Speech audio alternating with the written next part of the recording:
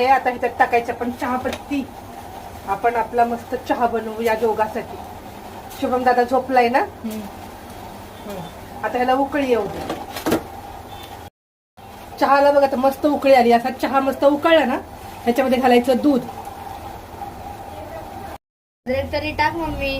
अरे आता कसं होतं माहितीये का, आपण अद्रकीचा जर जास्त चहा बनवायचा म्हणलं ना डायरेक्ट तर दूध फाटतं आणि चहा खराब होतो. त्याच्यामुळे बघ आता मी अद्रक धुवून घेतलेली आहे. तोपर्यंत चहाला उकळी येते. अद्रक मी ठेचून घेते. चांगली अद्रक ठेचून घ्यायची. चहाला उकळी आलेली आहे.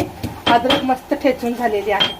तर गॅस कमी करते आणि ह्याच्यामध्ये आपण अद्रक ठेचलेली टाकायची आणि 2 मिनिटं हा चहा शिजू द्यायचा. मग बघ तू चहा पिऊन.